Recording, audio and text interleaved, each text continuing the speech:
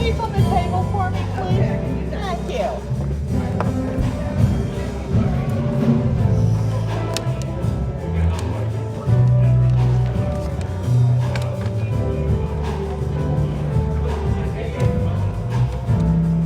Use this. So I'm going to show you how to use this.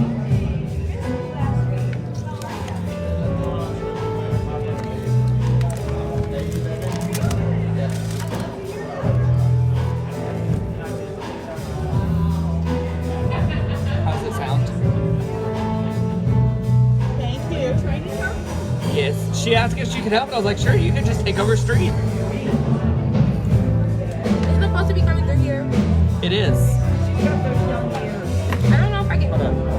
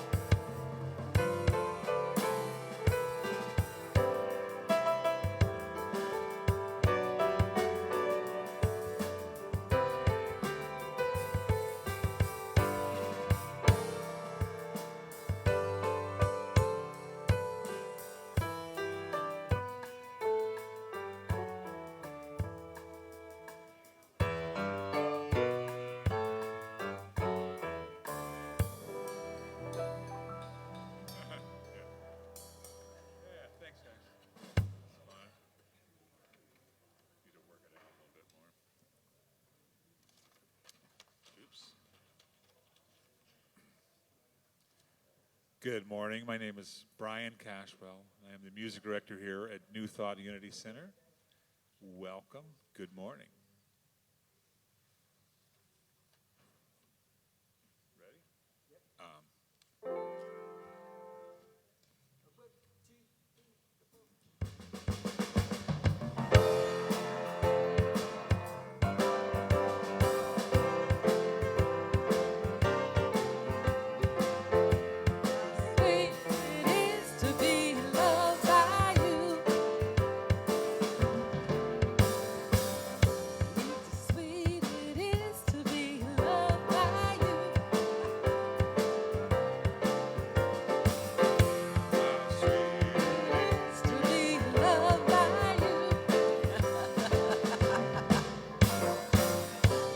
The shelter of someone's love, and there you are. I needed someone to understand my ups and downs, and there you are, with sweet love and devotion.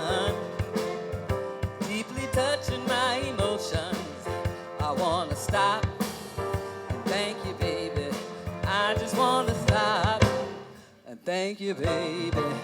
How sweet it is to be loved by you. How sweet it is to be loved by you. Close my eyes at night, wondering where would I be without you in my life. Everything I did was just a bore. Everywhere I went, seems I'd been there before. Brightened up for me all of my days. Love so sweet in so many ways. I wanna stop. Thank you, baby. I just wanna stop. Thank you, baby. How sweet it is to be loved by you.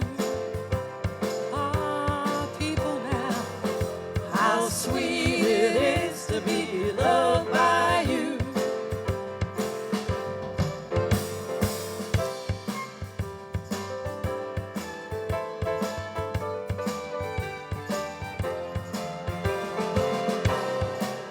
Then I was to myself, for me there is you and ain't nobody else. I wanna stop.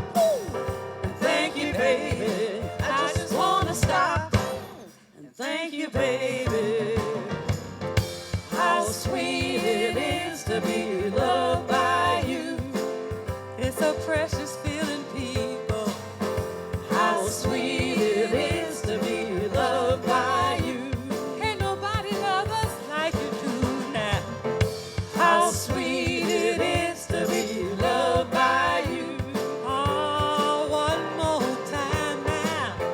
How sweet it is to be loved by you.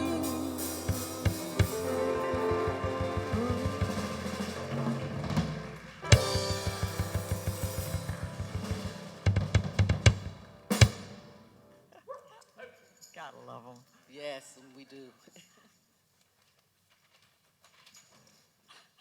Angel's Wing summer sale, $1 off all summer shoes and tops. Big selection to choose. Big selection to choose from. There's no limit to the number of items you can purchase, so stock up. Angel's Wings is open today from noon to 3. Be sure to stop in today at the Galleria of Grace gift shop. After service, browse the unusual handmade jewelry, gifts, cards, and of course, books galore, and your daily word. Galleria of Gifts is looking for volunteers to work in the bookstore on Sunday after service. Stop in and chat with Alice today after service. The Creative Growth Team needs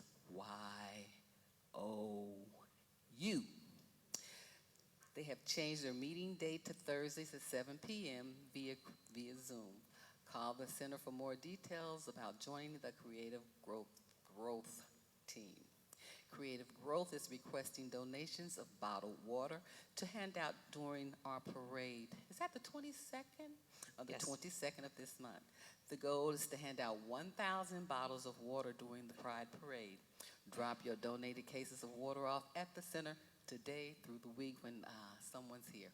We look very, very, very much forward to getting that 1,000 or more bottles. We are spreading the unity message today after service.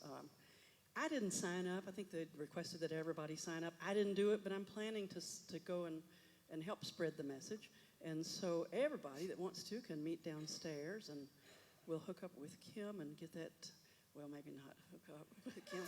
Exactly, sorry. And join. We will join Kim. Oops. Sorry. It's a more modern approach. But we will be hanging, hanging door hangers. Goodness, who gave me this message? Sorry. Next. Crossport meets Monday, June 10th at 7:30 p.m. Join your Crossport friends via Zoom. Contact the center for more information. Course in Miracles next class is Tuesday, June 11th at 6:30 p.m. in person at NTUC, facilitated by Susan Bartels, and a $5 love offering is suggested. Circle of Light Spirituality Soul Study. They will meet, it says Wednesday the 5th, but what's this coming Wednesday's date? Is it this Wednesday, the 12th, in Fellowship Hall? This week's topic will be meditation, deepening your spiritual experience. Everyone is invited. This is going to go much better. Pride Parade, June 22nd. We will have riders and walkers in the annual Pride Parade again this year. Join in the fun. Be a part of the unity in the community. Sign-up sheets are in Friendship Hall. NTUC T-shirt decoration contest. Be sure to wear your decorated NTUC T-shirt on Sunday, June 23rd, 2024. Prize awarded for the best decorated T-shirt. The Harold Payne concert it's going to be a trifecta, Harold Payne Trifecta Day on June 23rd. Harold will be speaking at the service, followed by a potluck in Friendship Hall, and Harold will be kicking off the NTUC Summer Concert Series with a special concert at 1 p.m. Tickets are $20 and available for purchase on ntunity.org. Chaplain training. Unity of Louisville will be hosting a prayer chaplain training with author Linda Martell Whitsitt, a facilitator, on Saturday, July 27th from 10 until 4. Call Unity of Louisville to register for this event. Another one of the summer concert series is Duo Blessing, and we are honored to have them in the congregation today. They will be performing on Sunday, June 30th after the service, and the NTUC Snack Shack will be open to purchase a light bite.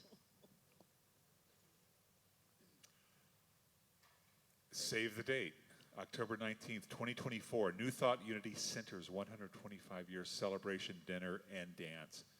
Additional information forthcoming.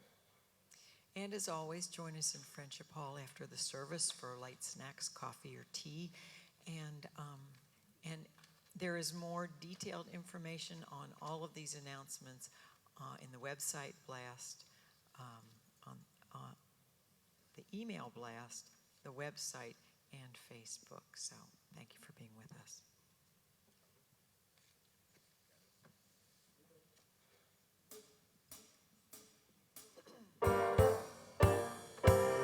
You can play the game and you can act out the part, though you know it wasn't written for you. Tell me, how can you stand there with your broken heart, ashamed of playing the fool? One thing can lead to another.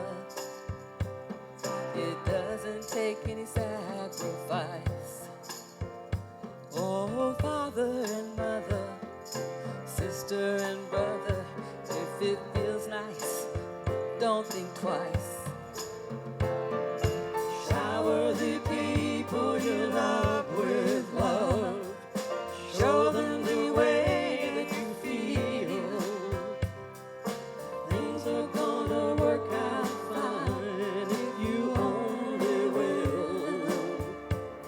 As I said, shower the people you love with love. Show them the way you feel. Things are gonna be much better if you only will.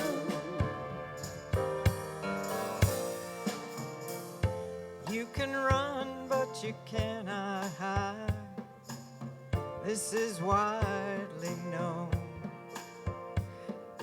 What do you plan to do with your foolish pride when you're all by yourself alone?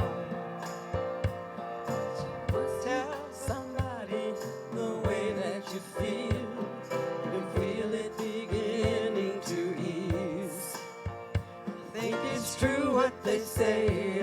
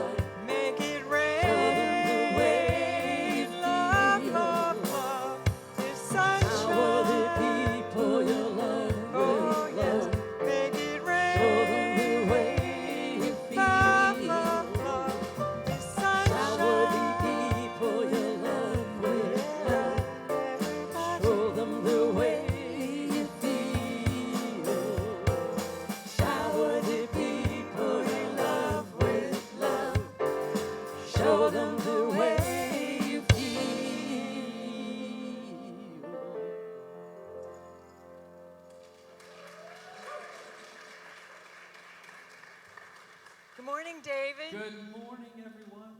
Welcome. Hello. Just appeared out of nowhere.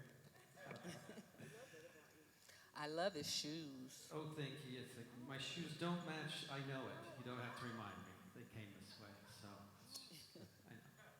Told not to wear shoes that would distract people from what you're saying, but too late. Kitty cats on It's an extraordinarily beautiful day. The Yes. world is full of light, both from above and from within. And when I stand up here, I receive it from you, and I am so grateful. And so take a moment to take a deep breath and feel the love radiating through this room, not just from here, but from behind you and around you, from above, from without and within. This is why we gather, to do this. To remind ourselves of important truths, including this affirmation. I'll say it, and then you can say it along with me.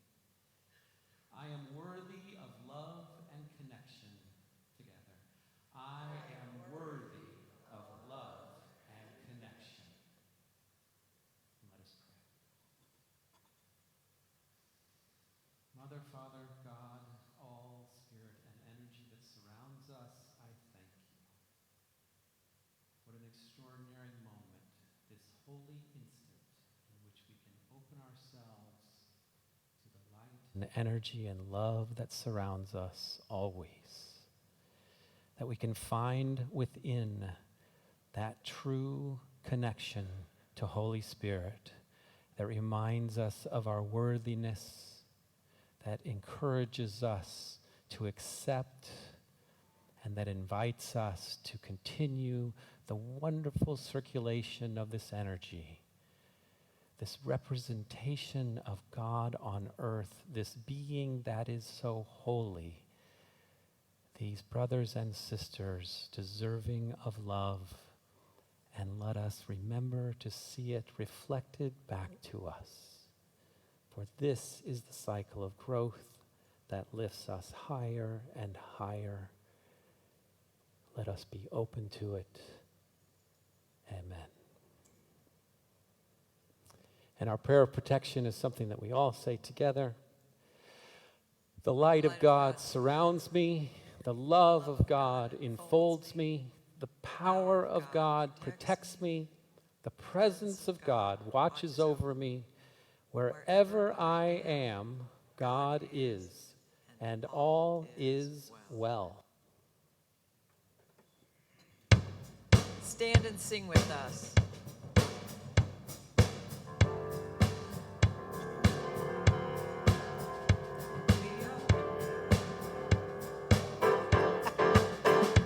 We are one in the Spirit, we are one in the Word.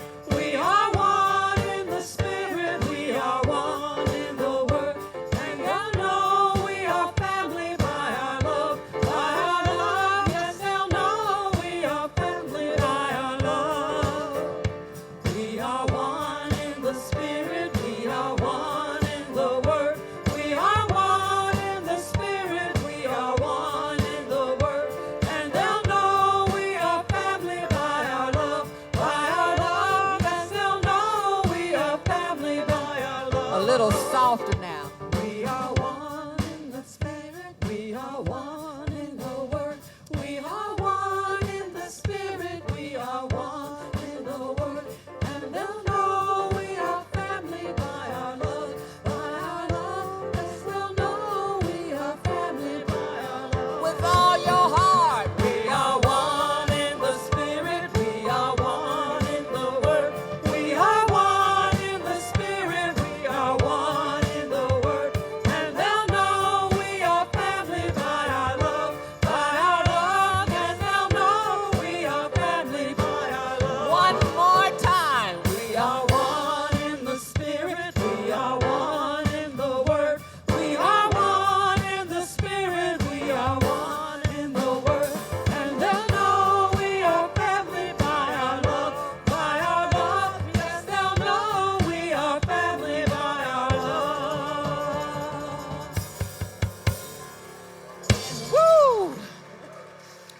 now we can meet and greet one another with a handshake or a hug. And if there's someone you haven't met before, introduce yourself or just say namaste. And if you're watching online, let us know who you are and where you're watching from. We'll say hello to you later in the service. Thank you for being with us this morning.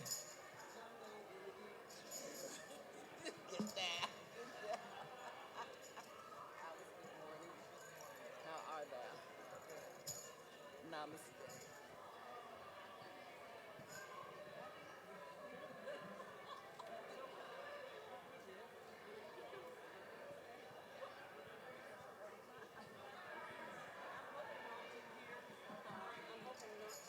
Right, right.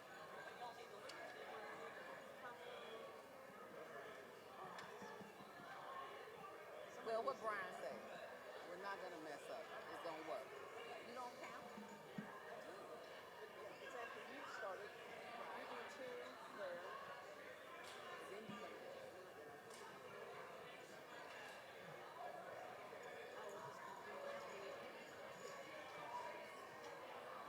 Because I have a tendency to do the same. We're gonna work.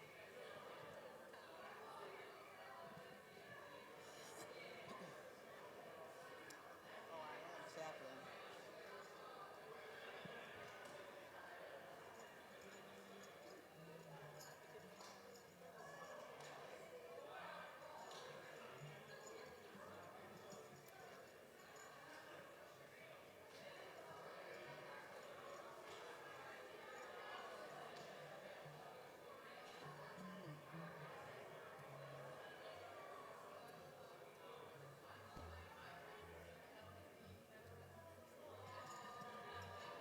Brian.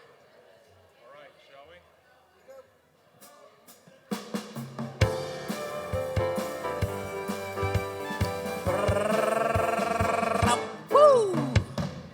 I feel a good vibration, healing and transformation all through this congregation. Must be unity, the experience is our mission, universal wholeness is our vision. I am who I am, it's my decision. Must be, must be. Must be unity. N-T-U-C unity. Yeah. We can continue this fellowship after the service, but if for now you would have a seat and say with me our mission and vision statements. Our mission statement is, in God, we are an inclusive, abundant community, experiencing love, transforming lives, and serving others. And our vision statement is, we celebrate a world of harmony and oneness, a place of loving stewardship, sacred connections, and pure joy, where all are welcome with honor and respect. And what we'd like you to know more than anything about New Thought Unity Center is that wherever you are on your spiritual path, wherever you've been, whatever you look like, whoever you love, however you identify, you are welcome here. And we're grateful that you've chosen to be with us this morning.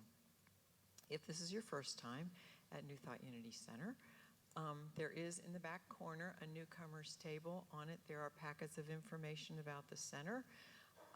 And after the service, Jennifer will be back there. I didn't know where you went today. There you go. We'll be back there, and she can answer any questions that you have.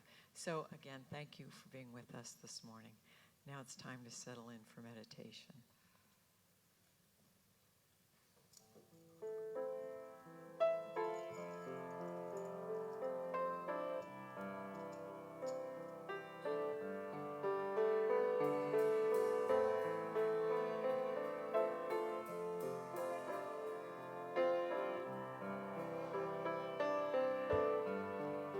Come to me. I am ready to receive. Come to me. I am ready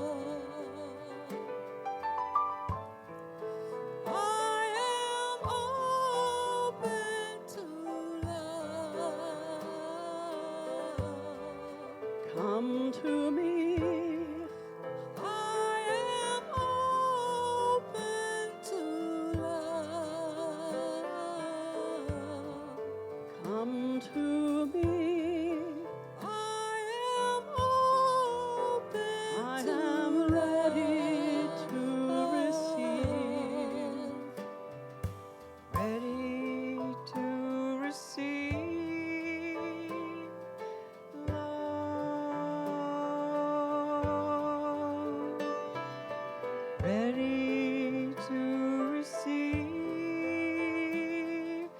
love, ready to receive love,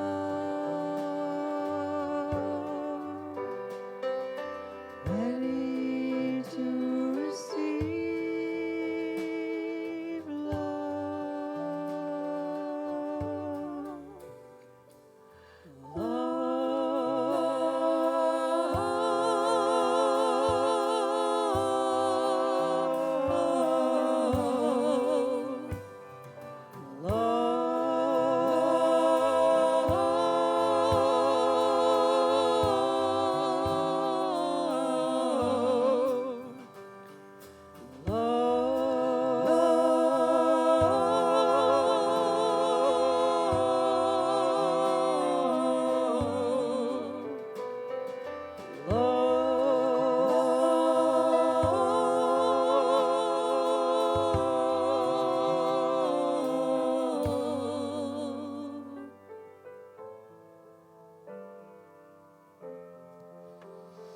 And we take a deep breath and release, ready to receive. At Unity, we meditate to connect with Source, to intentionally remind us of our ability to reach out with our hearts and minds and accept the love of God, always present, always available.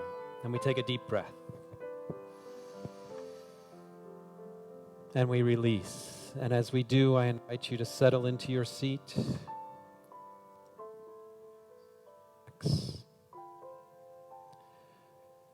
Close your eyes or otherwise divert your attention. Let your hands be still and take a deep breath. And in our mind's eye, we build the place that is ours alone. We move past any thoughts that might arise. We allow questions to blow away on a gentle and comforting breeze. We take a deep breath. And we release anything holding us to our previous space and build around us the ideal comfort and love, feeling the warmth of God's love surrounding us. The light here is soft. The temperature is ideal. And the view inspiring. There is perhaps a body of water here. It is whatever is heaven to you. And we take a deep breath.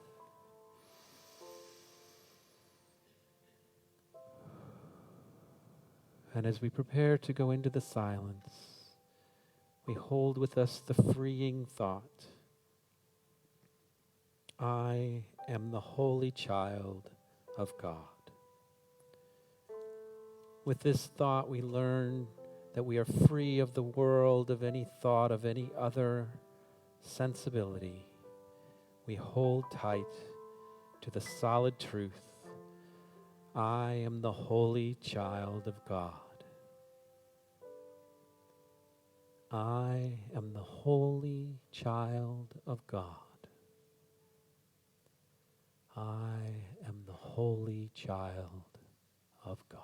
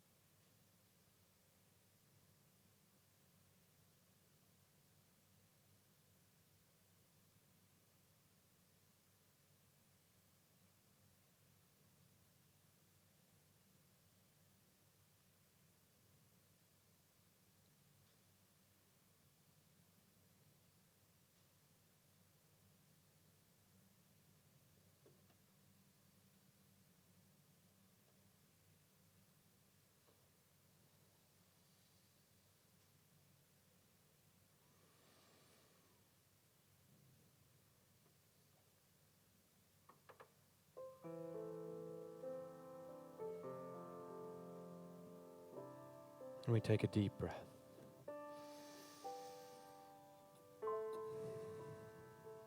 And as we prepare to return to the more physical surrounds, we remember this thought, this truth. I am the holy child of God. I cannot suffer, cannot be in pain. I cannot suffer loss nor fail to do all that the situation calls for. I am the holy child of God.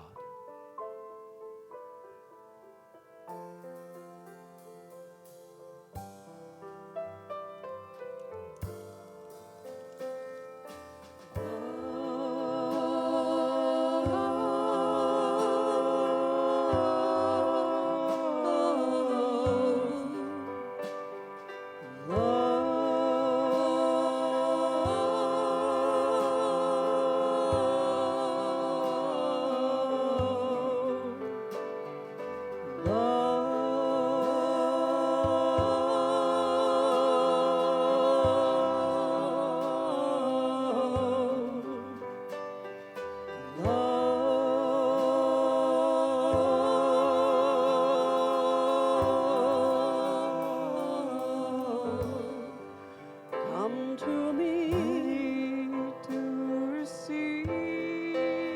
I am ready to receive. Come to me to receive. I am ready to receive. Come to me to receive. I am ready to receive. Come to me to receive. I am ready to receive.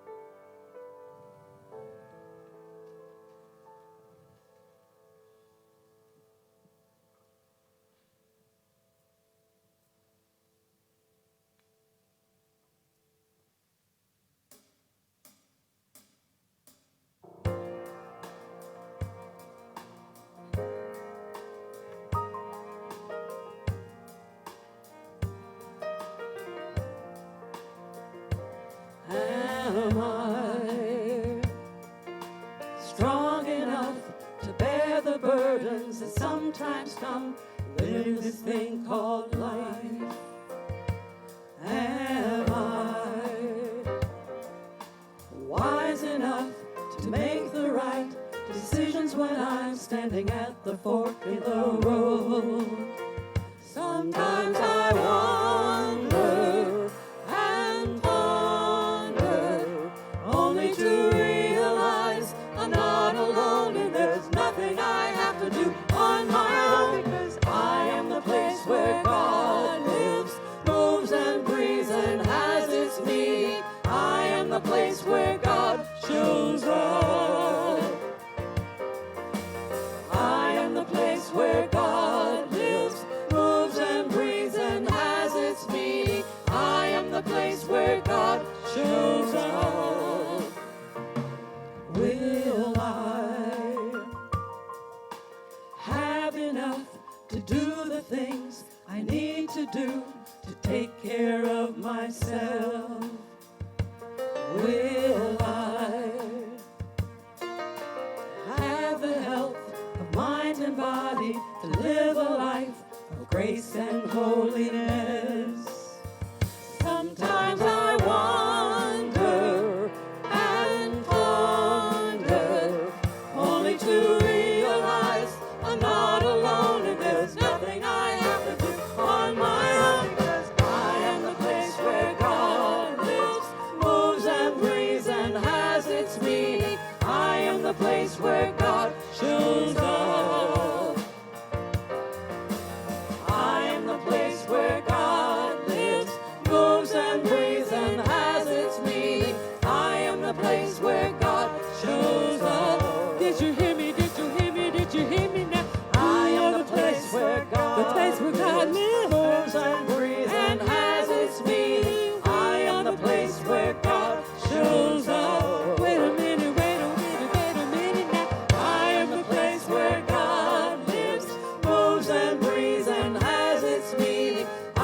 in the place where God shows up.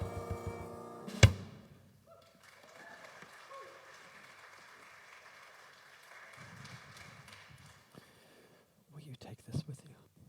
Thank you. Awesome. Oh, all good. All good. All is well. All is well. Hi. How are you? Good. Well, this is it. This is what 90,000 words looks like. This is the first draft of the manuscript. Thank you. So if it's okay with you, what I'd like to do today is read it to you. Not sure what you had planned, but refreshments will be handed out somewhere around chapter 20 or so. Okay, we won't do that. I haven't actually read it yet, which I know sounds strange as a writer, but that's the way it works. You're in a different headspace when you're writing than when you're reading. So I printed it out because I wanted to be able to touch it and say, oh, look, I did something.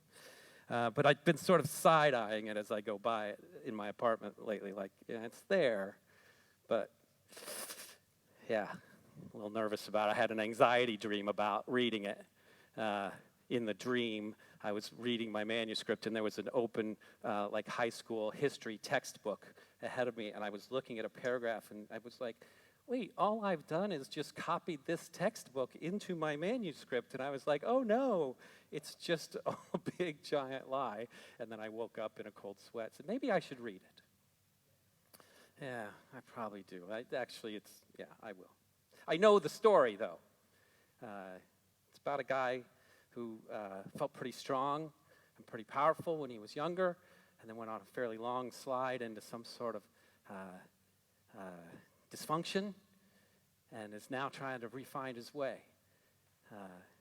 It's a memoir, and so I know the character well. And one of the themes that has struck me as I've written it and thought about it and outlined it and now created it is a troubling trend towards isolation.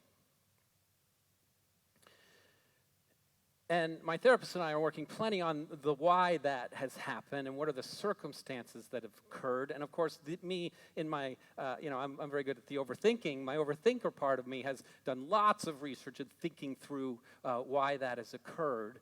And it's really kind of startling to me how adept I became at sort of warping high-minded principles into a place that was, in fact, not very healthy.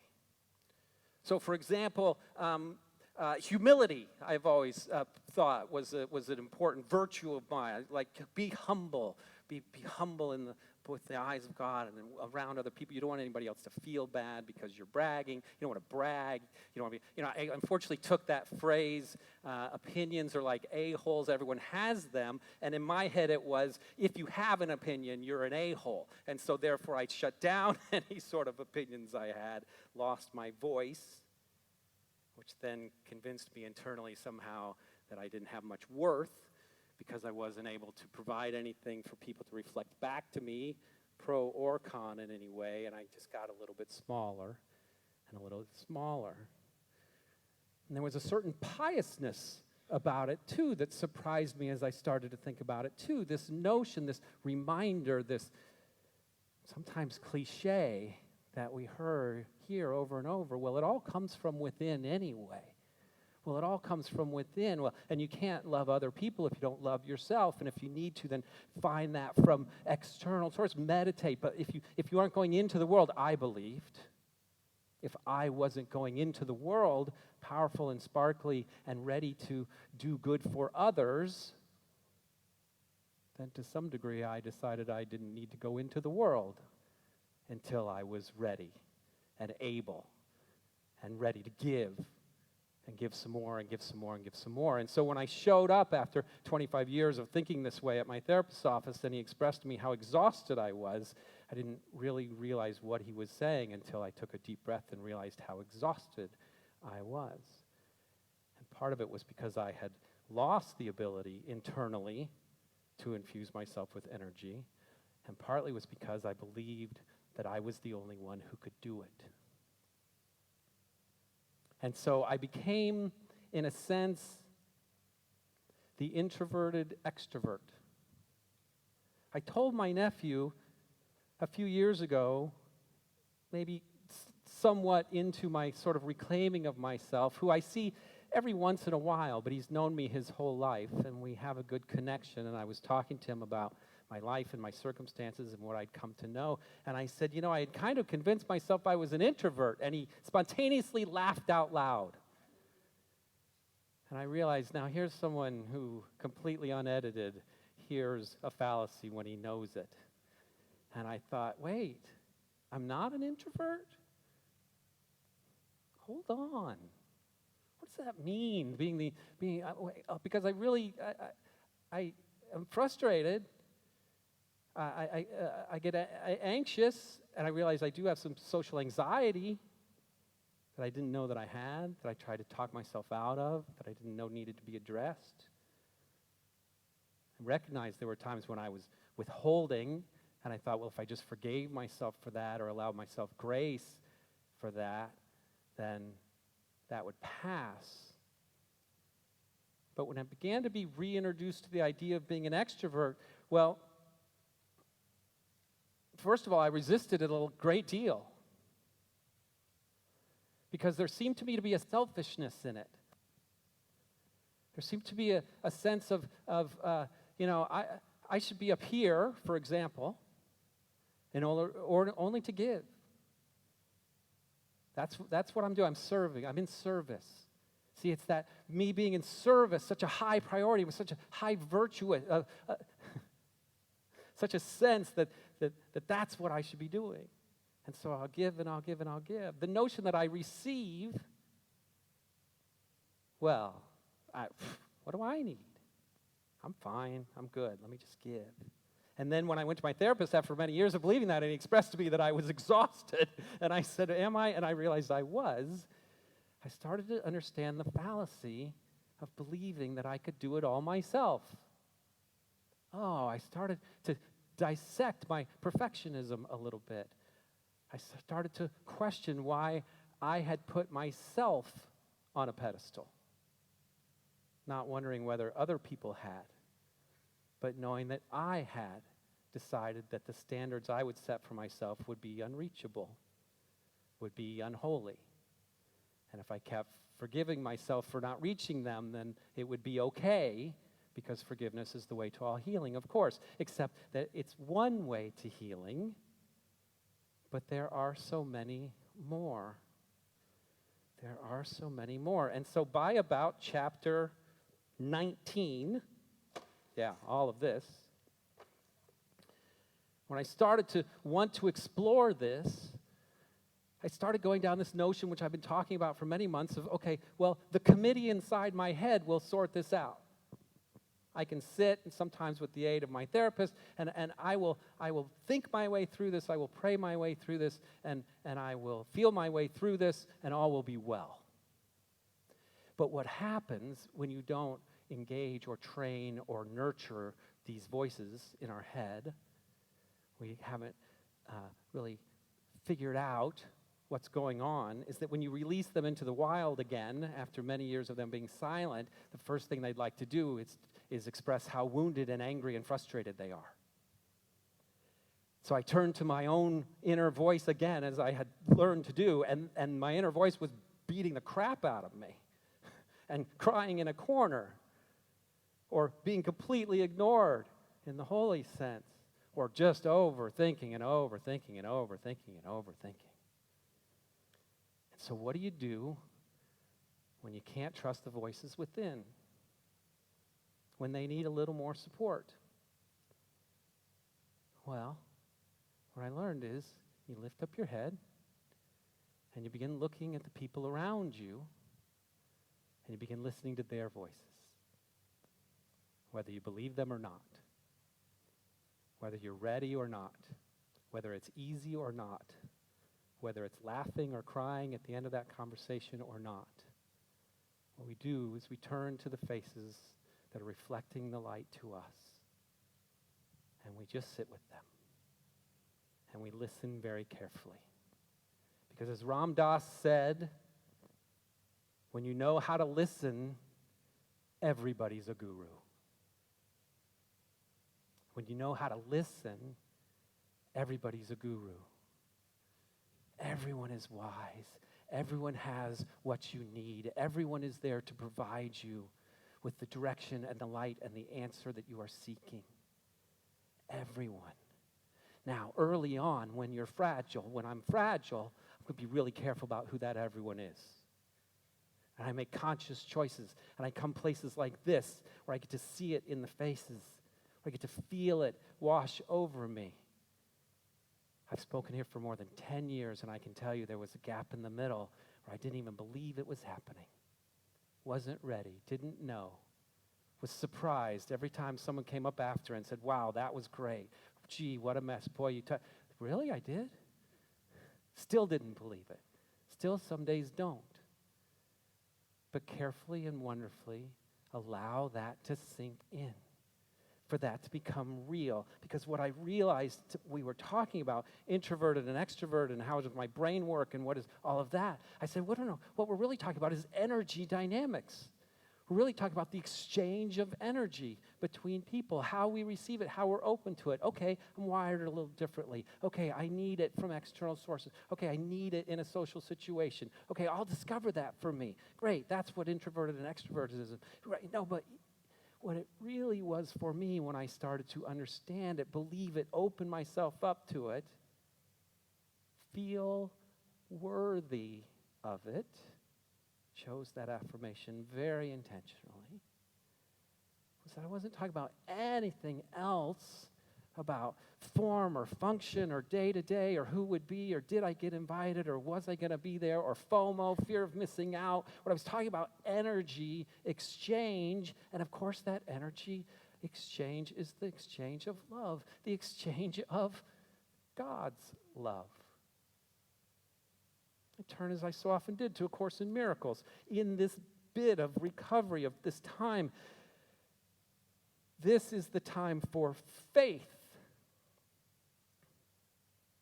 Let the goal be set for you, which is the goal, which is love, the experience and the enactment of love. When you let this goal be set for you, that was an act of faith. Do not abandon faith now that the rewards of faith are being introduced. The rewards of faith. The rewards of faith. Oh, but then my soul starts to pound on the shame of wanting and needing. Rewards, rewards. All that is provided for me will come from God. I'm sure it will be fine. And that's true. Except, and this is the point, this is the one thing, this is the one I want you to remember. This is it. And there is only one relationship.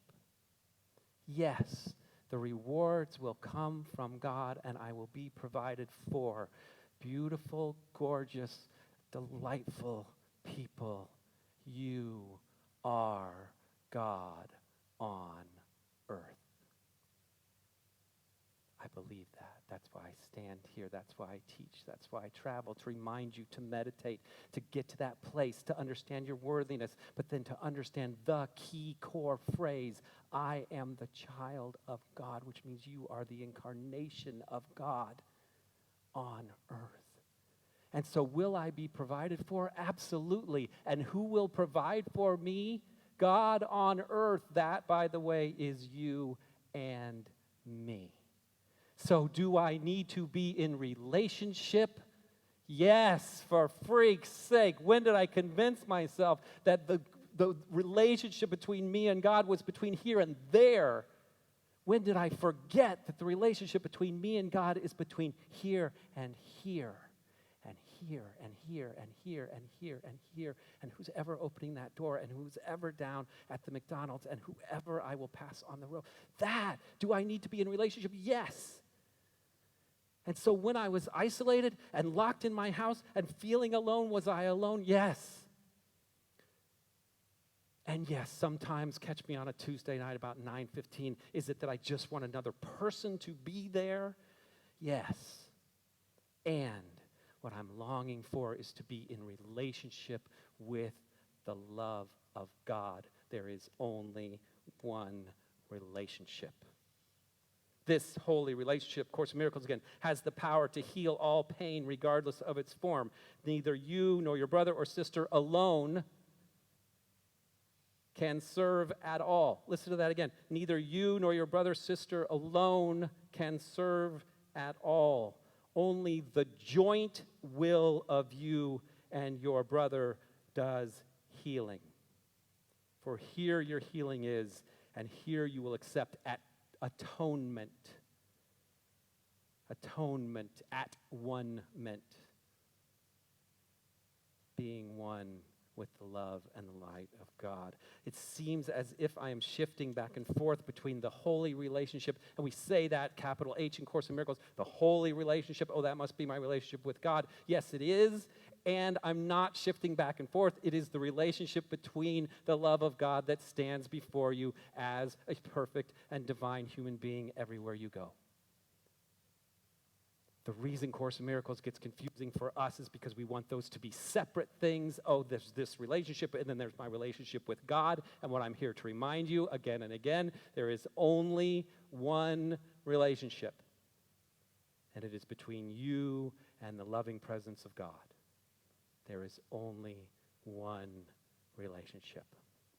And so I have to go and step into my worthiness, accept my responsibility for being that divine sparkle on earth, and open myself to receiving the light and love of the people around me. And this is beginning to happen for me now in these beautiful and wondrous ways that I didn't even expect. I'm traveling more, I'm speaking. I went to Bloomington, Indiana and spoke and was welcomed with loving arms, and I'm developing these incredible relationships with people down there, and it's me being open to it. They've always been there. They've always been there. They've always been there. I met this wonderful young woman, Sierra, who I was at a friend's house having pancakes kind of on the fly. Like, I just stepped in. So someone from Bloomington, and they say, oh, just come over. I was going down to pick up my daughter who lives there. Oh, yeah, just come over. We'll figure something out. I step into this wondrous house. It's decorated, and, it's like painted bright yellow, and these beautiful, chakra posters are all over the place, and rainbows. I'm like, wow, these people are just living it. Like, they're just the energy of it. And then, yeah, they live in this beautiful area. They have their own labyrinth in the backyard. I mean, they're living it. I get it. And my friend, and then in comes this girl, Sierra. Oh, and he says, oh, you know her? I said, I don't know her. She said, oh, well, she knows you. She saw your video. She specifically came because she saw me talk. And I was, wow, what an honor. Like, she came over. And then we started engaging. And of course, yeah, and it was just open. I wasn't surprised. I didn't defer. I didn't lean on my humility. It's like, wow, tell me what you thought. And she did, and it was great. And she said this extraordinary phrase. She said this amazing thing that just stuck in my head. And she said, yeah, I just love it when I'm in ceremony with people. I'd never heard it said that way before. In ceremony with people. Tell me a little bit about what that means for you. And she said, well, I like to be intentional whenever I'm in communion with any other living being. I like that. I like all those words. I love words. I like all those words. I want to be intentional when I'm in communion with any other living being. Yes, that's what I want to do. I want to stop pretending it doesn't matter. I want to stop pretending there's too many. I want to stop pretending it's coming too fast. I want to stop pretending I don't have time. I want to stop pretending I'm not worthy. I want to stop pretending I'm not there for a reason. I want to stop pretending that one of those reasons isn't so I can receive as well as give. I want to be in ceremony with people. I want to be intentional with them. And this is what we can do moving forward. And some of you may be thinking, well, that's great for you, David. You're an extrovert. You're fine. They'll put you on stage, I guess, or you'll go and talk and speak. You'll find people. I'm not that way. I'm an introvert. I receive my energy in a different way. I get that. And or there are times in which I'm not in a crowd of people. There are times, 11:15 on a Tuesday night, where I'm trying to get to sleep and I want some comfort. I want to fulfill my purpose, but I need some energy exchange. So I was reading this delightful article in the New York Times about an author who, in fact, it starts because he's in meditation class. He's finding it to be wholly unfulfilling. And interestingly, in his story, the story is that what he's finding unfulfilling is how self-focused it is. It's about his own empowerment and enlightenment. And he talks about the losses in his life and about having been home for COVID. He talks about being a changed person, about being in a different place. The last few years have made me cautious, perhaps even a little chilly. I spend too much time alone. I've closed myself off from the world. Like many, I learned a dangerous lesson during the pandemic about how to survive in isolation. Some of us feel that.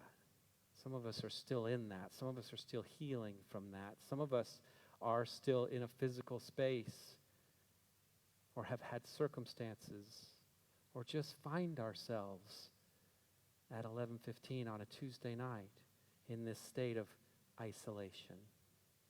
And so when he went to the meditation practitioner and said that he was going to leave the class because it wasn't working for him, and the leader gracefully said and prodded him on why, and he finally explained this notion of, I don't need to look in anymore.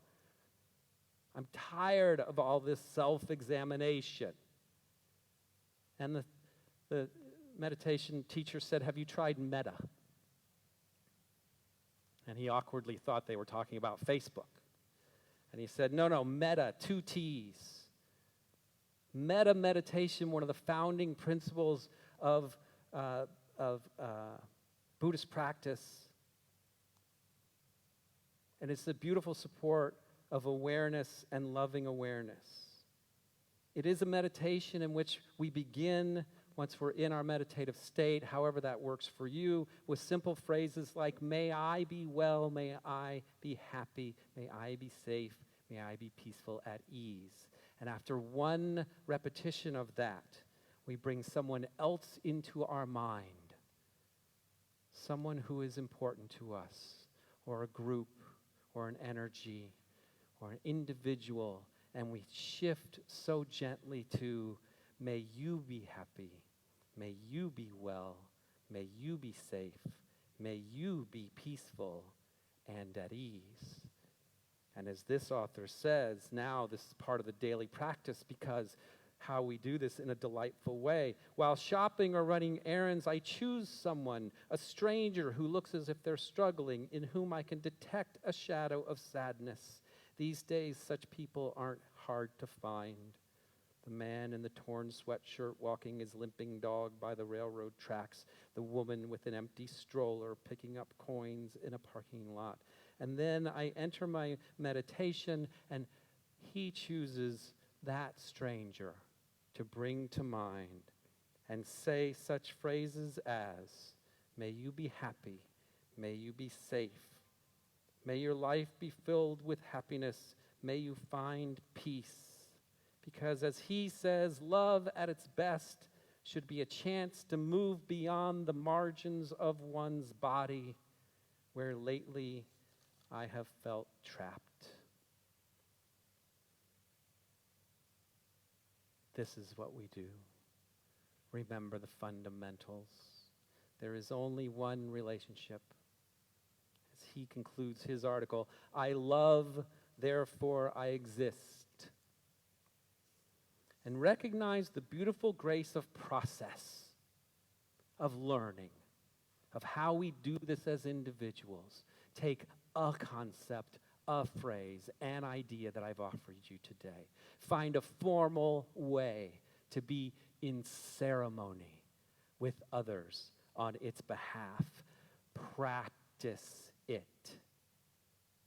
all of this mechanism that we have requires practice and intention moving forward. But then it becomes habit for us, and then we assimilate it into who we are, how we walk, what our energy becomes as we radiate, and who we are open to the energy as we move through this world. It takes time. It takes practice.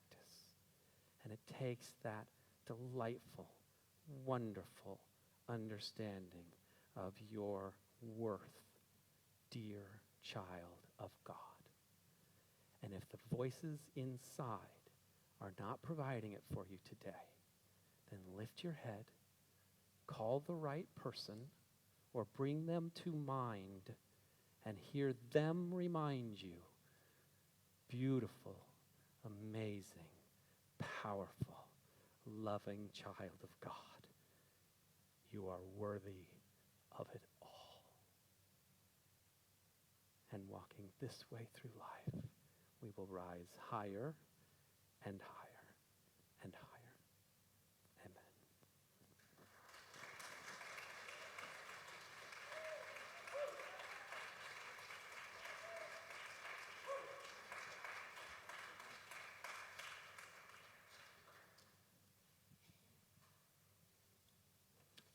Thank you, David. Thank you. Let's give David another round of applause. Thank you.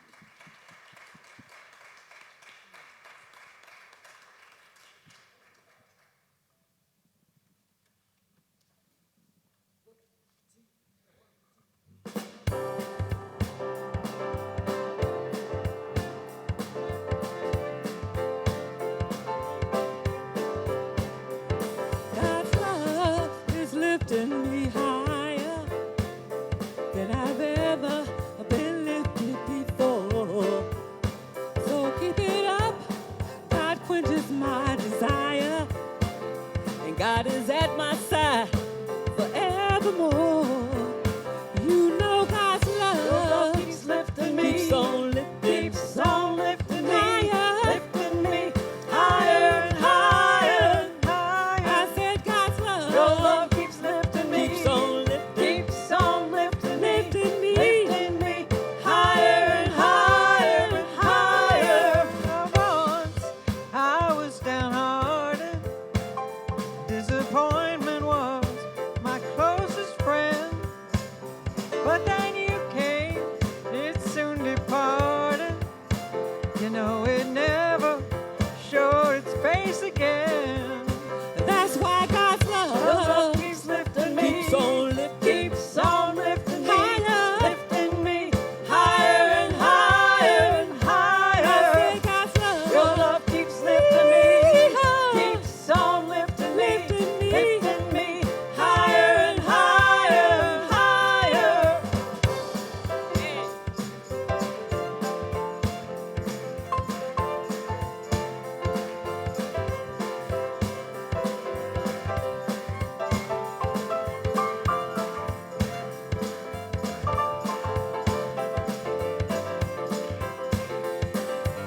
Glad I finally found you.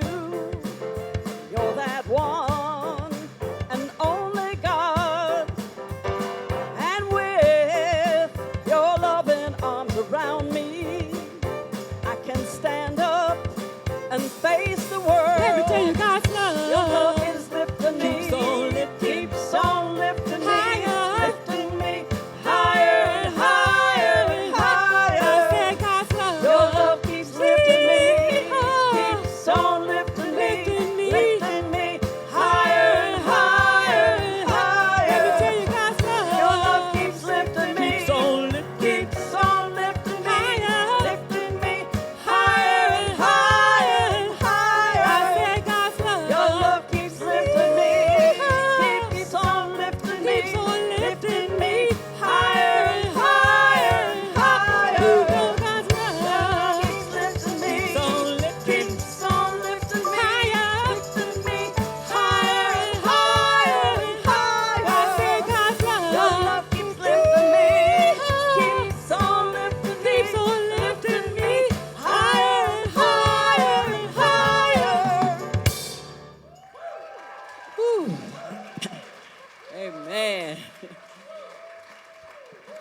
David's words have lifted us, and God's love is lifting us higher and higher. Please be seated. It's that time in our service where we take our tithes and our offerings in our hands, and we say our offertory blessings. So won't you say it with me as our volunteers come forward. Divine love, moving in and through me, blesses and multiplies all that I give and all that I receive. And if you're a consistent giver, we ask that you put your consistent giving card in the basket also. You can give with online. You can give by using the credit card machine in the back.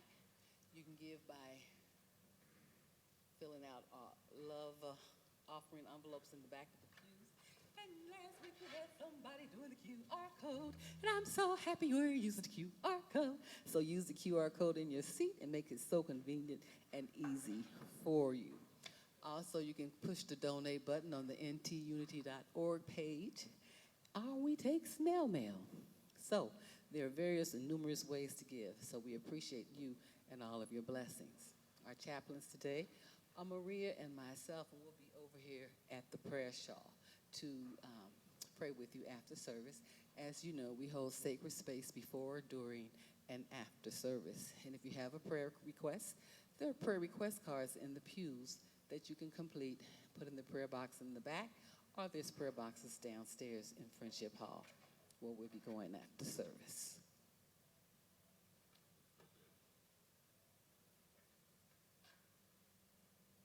So we've got some folks online who've said hello. Susan Lowe Thomas says hello and virtual hugs from Covington. Hello, Susan. Brenda Zeckmeister sends greetings from Youngstown, New York. Randy Maley sends Sunday blessings to all. So thank you for being with us online as well. So let us go to our heart space while we bless our offerings. God loves a cheerful giver, and we thank you for the happy hearts that donate to New Thought Unity Center, whether live or online, however they give. We know that the works that we do for our community, for our center, is really, really appreciated. So we do our best, and God does the rest, and our offerings just continue to grow, and we continue to prosper, and so it is. Amen. And Michael was going to say a few words. Good morning. The chaplains have decided to spend a little time each Sunday talking a little bit about prayer for a couple of minutes. So most of us know that prayer started with Unity with Myrtle Fillmore, who prayed away her serious illness. And these days we have a set of 5 principles, and the 4th one is to seek through prayer and meditation to improve our conscious contact with God. And so, is that better? Sorry. And so we have prayer chaplains after service every week for you to pray with. And by prayer, it doesn't have to be something bad or awful or a problem or a difficulty. It could be celebration or, something on the positive side. So, and we also have the prayer request cards, which you probably have seen. In the back, there's a white box, and there are prayer request cards there. There are also prayer request cards down in the sanctuary and also by the office. So basically, Unity is a prayer ministry, and we encourage prayer. If you have any questions about that, ask a chaplain. Thank you. Thank you. So we have lots of people to thank today. First of all, thank you, David, wherever he went. There he is, in the back. Wonderful service, as always. Thanks to the folks in the booth that help us be seen and heard, Terry and Sky. Thanks to this fabulous band, Michael, Randy, Peg, and Brian. And my fellow songstresses, Jenny and Althea. And of course, Alice. Next week, our speaker will be Kim Ballou, music and message. Now let's see if we can make a circle around the sanctuary. We'll say our prayer of alignment and sing our peace song.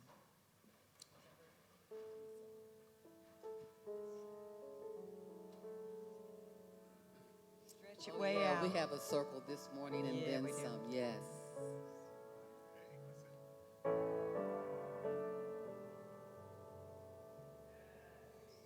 Yes, we do. Fabulous.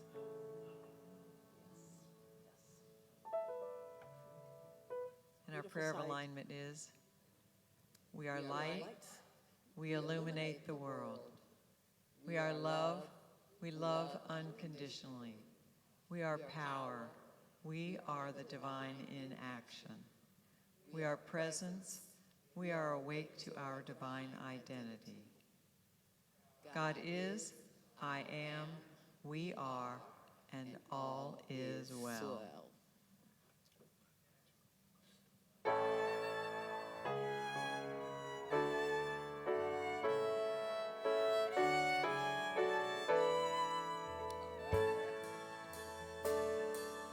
Let there be peace on earth